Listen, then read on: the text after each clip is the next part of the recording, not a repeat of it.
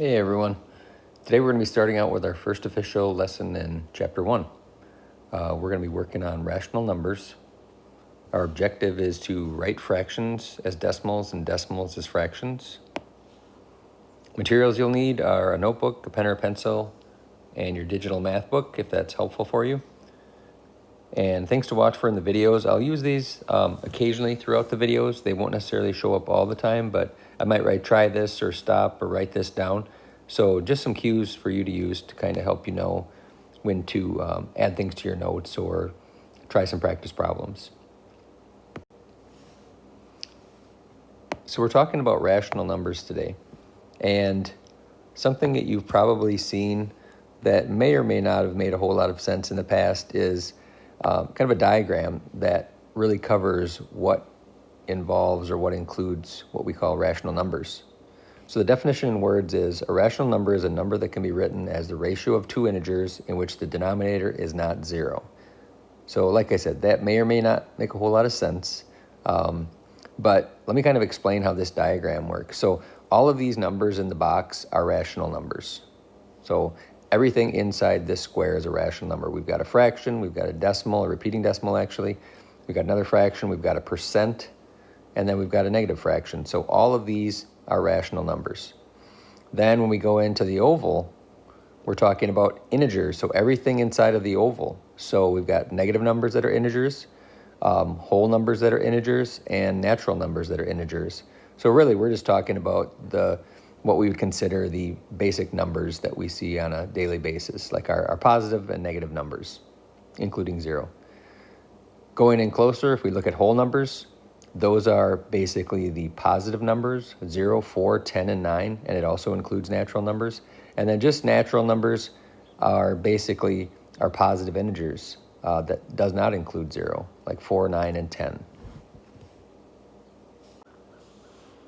Every rational number can be expressed as a decimal by dividing the numerator by the denominator. The decimal form of a rational number is called a repeating decimal. If the repeating digit is 0, then the decimal is a terminating decimal. So let's take a little closer look at this in the table over here. So we've got a column of rational numbers, a column of repeating decimals, and a column of terminating decimals. First, we've got 1/2. As a repeating decimal, we've got 0.5. The zeros repeat. The zeros don't hold a value, so that's a terminating decimal. Ends up at 0.5. Our next rational number, 2/5. As a repeating decimal, it would be 0.4000. Again, the zeros hold no value, so that's actually a terminating decimal. And then we've got 5/6 that as a repeating decimal, we've got 0.8333, and the 3's go on. So it does not terminate, so that's a repeating decimal. A quick little side note about bar notation. Bar notation is often used to indicate that a digit or group of digit repeats. The bar is placed above the repeating part. To write 8.636363 in bar notation, you would write 8.63 and put the bar over the 63. Not over the 6 or over the 636. To be specific, you only put the bar over the digits that repeat in that order. So to write 0.3444 in bar notation, we would write 0.34 with the bar over the 4 because the 4 is the only digit that repeats. So I just want to go back and clarify this table so it's not misleading. So we've got our list of rational numbers here, 1/2, 2/5, and 5/6. Just to illustrate if any digits repeat and the value of those digits, because we said 0.5 has zeros repeating, that doesn't make it a repeating decimal. Those zeros don't count, so it's a terminating decimal at 0.5. So we know 1/2 is equal to 0.5 as a decimal. Same with 2/5. 2/5, when we divide that out, the zeros repeat, but they don't hold a value, so it actually terminates at the 4. So 2/5 as a terminating decimal would be 0.4. And the exception here is 5/6. When we divide that out, we get 0.833. The 3's repeat, does not terminate. So if we actually wrote this with bar notation, we would write the decimal as 0.83 with the bar over the 3. So let's talk about how we can write fractions or mixed numbers as decimals. In the first example, we've got the fraction 5/8 or 5 over 8. 5 over 8 means 5 divided by 8. So when we're looking at setting up our long division, the numerator, as I said, that will go inside the division bracket, and the denominator goes outside the division bracket. We add our zeros because we know that 8 cannot go into 5, so we have to put a decimal place and then add several zeros so we can continue our division. We say 8 goes into 50 6 times. 6 times 8 is 48. We subtract 50 from 48. We get a 2. We bring down a 0. 8 goes into 20 2 times. 2 times 8 is 16. We take 20 and subtract 16. We get a 4. We bring down one more 0. 8 goes into 40 5 times. 5 times 8 is 40.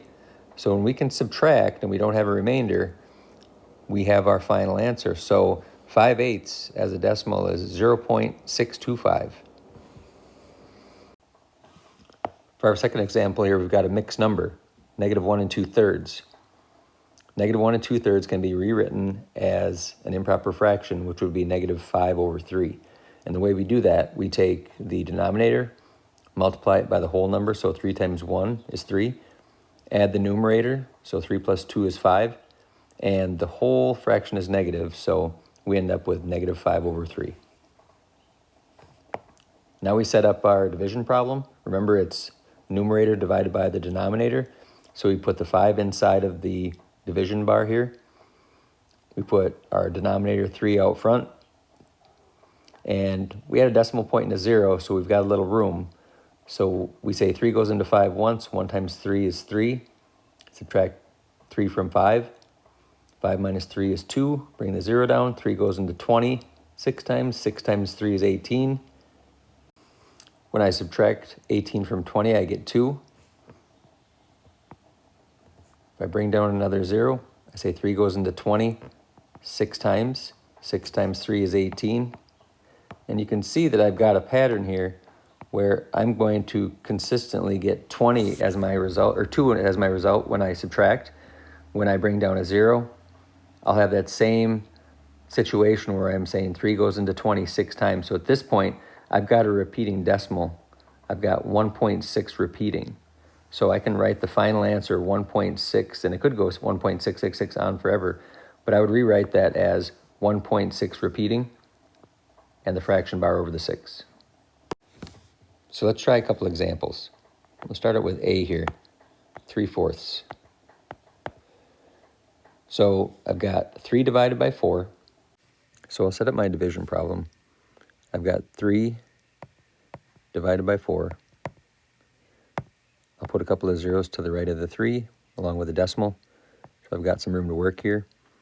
4 goes into 3 0 times.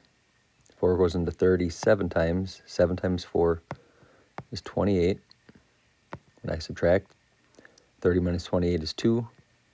Bring down my 0. 4 goes into 20 5 times. 5 times 4 is 20. I end up without a remainder, so I can say that 3/4 is equal to 0.75 as a decimal. Next, I'm going to jump down to problem C.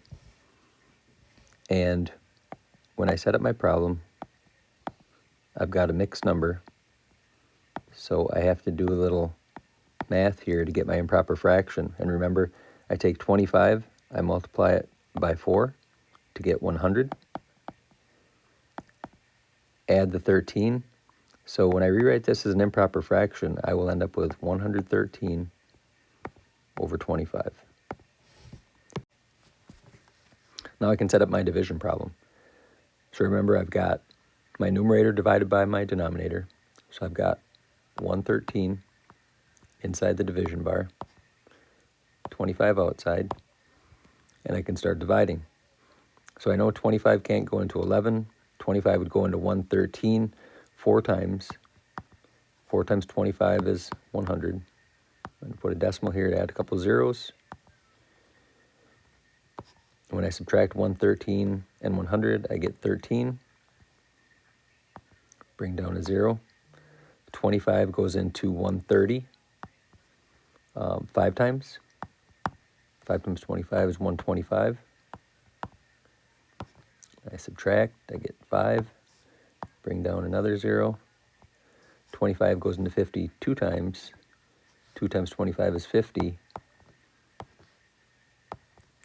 I don't have a remainder, so the final answer is 4.52. So 4 and 13/25 is equal to 4.52 as a decimal. Now, I'd like you to try these two problems on your own.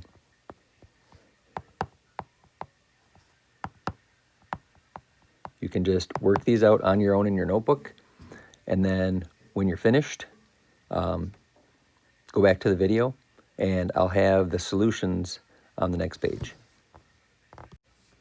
So let's see how you did. So for our first problem B, we've got -2 divided by 9. I'll add a decimal point and a couple of zeros and start dividing. So 9 can't go into -2, but 9 goes into 20 2 times. 2 times 9 is 18.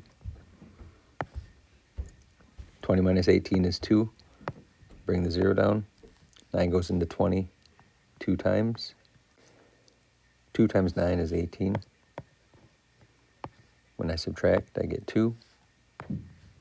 Bring down another 0. 9 goes into 20 2 times. 2 times 9 is 18. And I can see where this is going. I'm just going to keep repeating. So at this point, I can say that -2/9 as a decimal is 0.2 repeating. And notice that I put that bar notation over the 2, and that just means that that 2 goes on and on and on and on and repeats. So let's look at our next problem, problem D. We've got a mixed number, 3 1/11, and remember that process for converting a mixed number to an improper fraction is take your denominator times the whole number. 11 times 3 is 33. Add the numerator, and we get 34/11. So that's our new fraction, 34/11. So we're taking 34,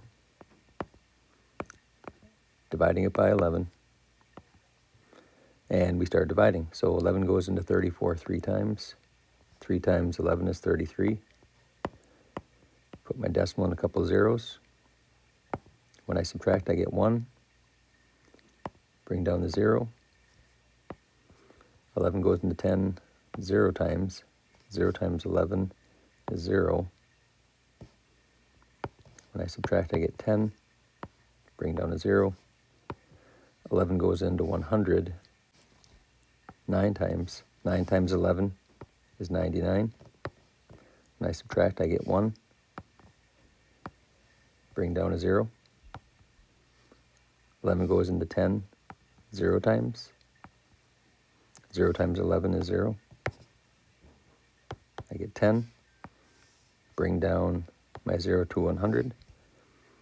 11 goes into 100 9 times. And again, I can see this pattern developing. I've got a 0909. So at this point, I can say that I've got a repeating decimal in 3.09, and my final answer for 34/11 as a decimal is 3.09, repeating. So your assignment for today is page 11, number 1 through 6, and all the resources that you need for math can be found within each daily assignment. The homework sheet and the answers for checking are all included within this post. So please just look the post over carefully and you'll see what I mean. I also included a little assignment checklist that I'd like you to kind of follow each day. First of all, complete your assignment in Canvas or on paper, and then use the answer key that I provided to check your answers and write your score as a fraction in the upper right-hand corner of your assignment. So say, for example, today we've got 6 problems assigned. So if you got 5 right out of the 6, you would just write your fraction score as 5/6. And this won't be your grade in Skyward. This is just telling you and me how you did on the daily assignment. I grade the assignments each day on completion and quality. So basically, I'm just checking to see, did you follow the format? Did you show all of your work? And did you do the whole assignment? The last step is just to turn your work into Canvas. And it's a really easy process. We've gone through this in class several times. If you are just completing your assignment in Canvas, it's just a simple turn in right from Canvas. If you're completing your assignment on paper, I would say just take a snapshot of your assignment and then just upload it back to Canvas. Either way is fine.